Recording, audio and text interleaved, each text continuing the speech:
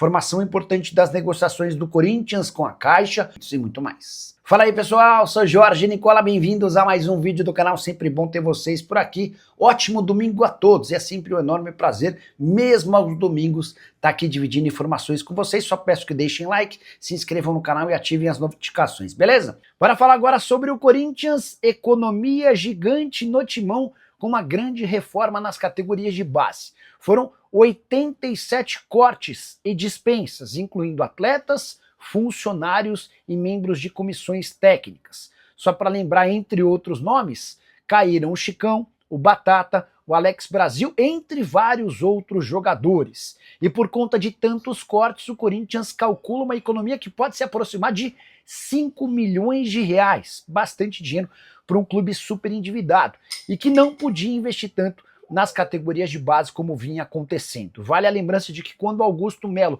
assume o Corinthians, ele passa a contratar jogadores a rodo. Para as categorias de base, chega a criar inclusive um sub-18, que nem sequer conseguiu disputar partidas fora do Brasil como havia sido planejado.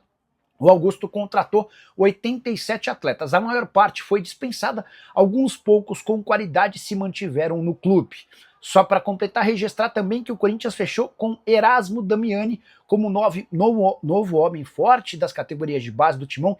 Existe a expectativa de que ele possa revolucionar o Corinthians, como fez, iniciando o projeto que foi sucedido por João Paulo Sampaio. O resto da história no Verdão todo mundo já conhece. Descobri detalhes da proposta feita pelo Corinthians à Caixa Econômica Federal para tentar quitar o financiamento de seu estádio.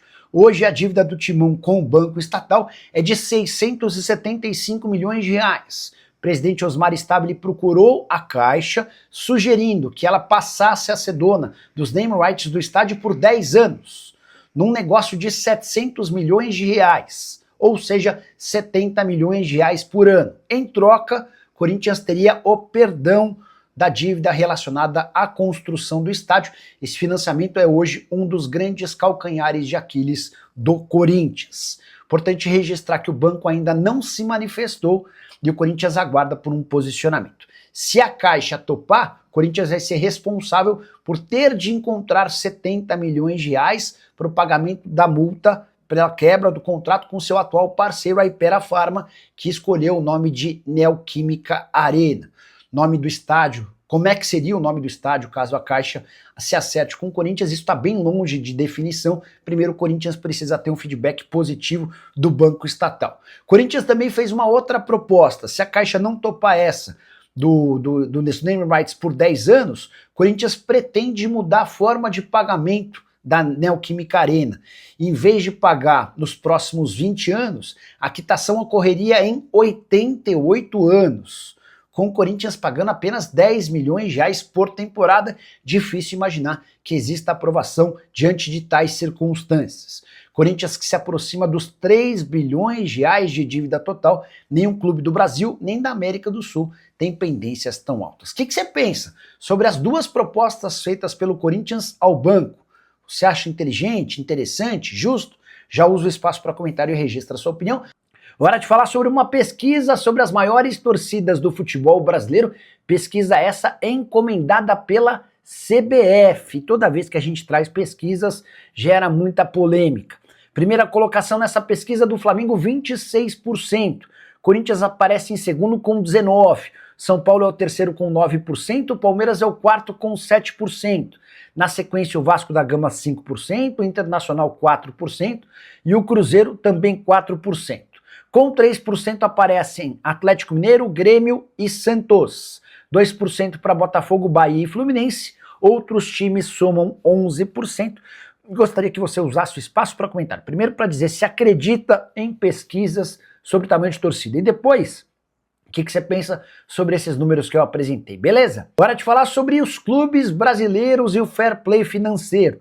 Ao longo da semana, a CBF anunciou como pretende começar a praticar o fair play financeiro a partir de 2026. Só para você entender, esse fair play financeiro tem a intenção de exigir que os clubes só gastem aquilo que são capazes de arrecadar, para acabar com essa história de clubes devedores.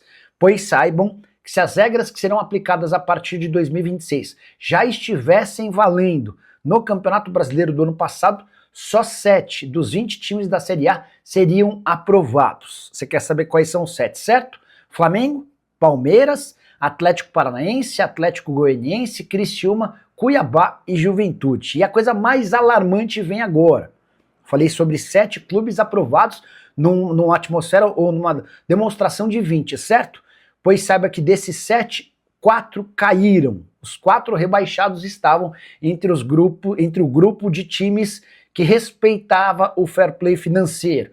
São eles o Cuiabá, o Atlético Goianiense, o Criciúma e o Atlético Paranaense. Sobre os 13 clubes que jogaram a Série A do ano passado e teriam sido reprovados se o fair play já estivesse valendo: Botafogo, que foi campeão, Fortaleza, 4º colocado, Internacional, São Paulo, Corinthians, Bahia, Cruzeiro, Vasco, Vitória, Galo, Fluminense, Grêmio e Red Bull Bragantino.